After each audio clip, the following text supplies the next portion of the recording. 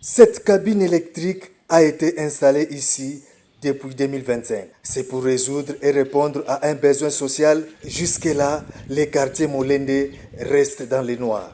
Cette situation est aussi à la base de l'insécurité et autres difficultés liées au courant électrique, nous relatent ces habitants de ce coin de Kinshasa.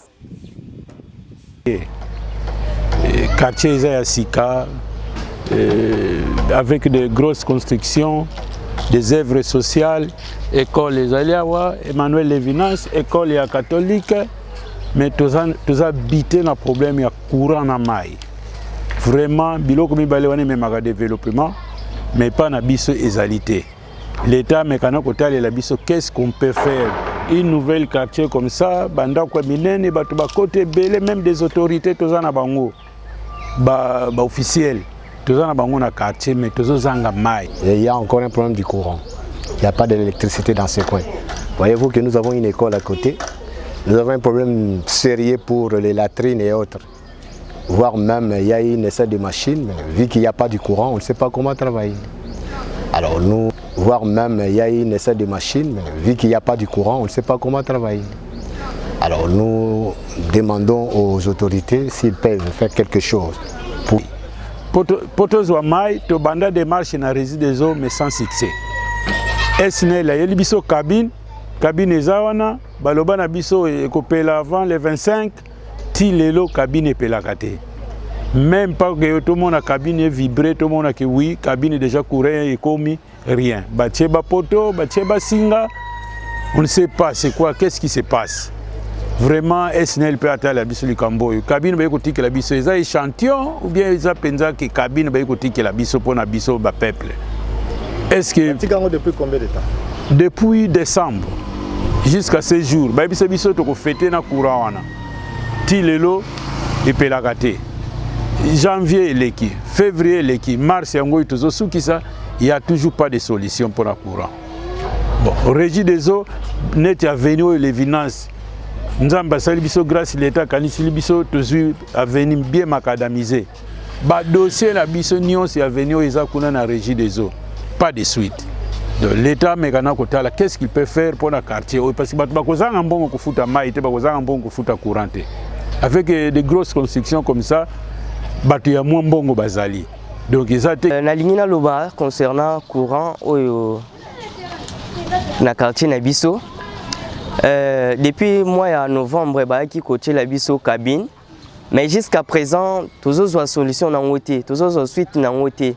Bah promettais biso que na décembre tu refais na courant, mais tu fais na courant té. Tout le monde a fait résultat normalité. Jusqu'à présent, bah si pe musala yango té, bah câble, bah bandi déjà koiba, donc tout le monde a été nini to roki kosala, yango to sengi et pas na bino. Bozu la biso non solution concernant cabine oyo bayaki ko implanter na avenue na biso oyo na quartier Molende. Siko na butu sela kanini soki botambola.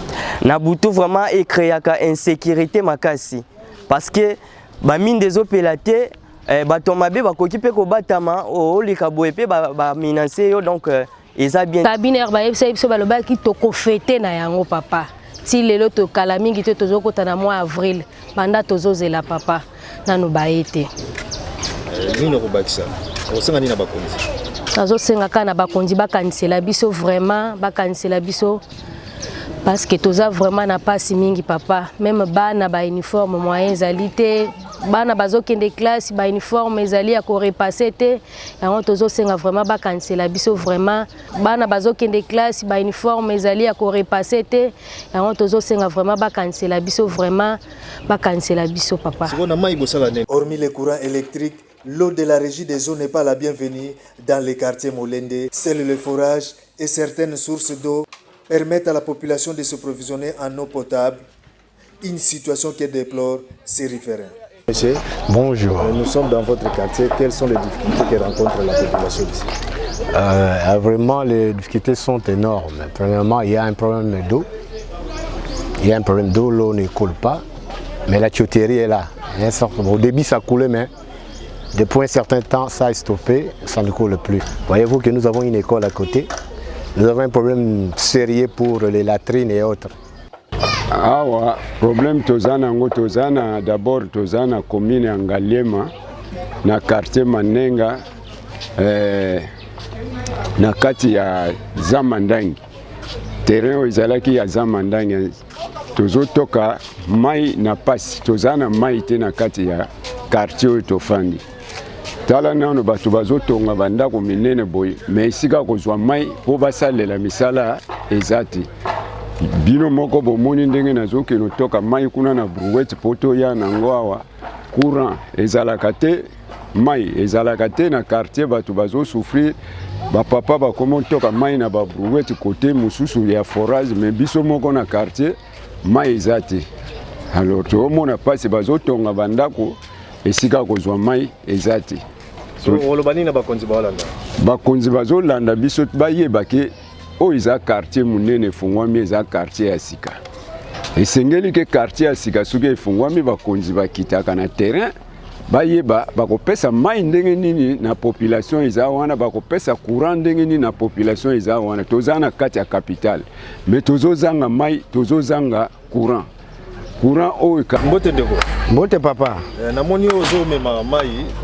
Uti ko somba yango tondeke. Na uti ko somba yango na forage kuna biso awa mai pasi régie des eaux mai ebimaka te ezalaka kutu te donc tozo kemba makasi pona likambo etali mai. Siko ozoloba nini na bakonzi?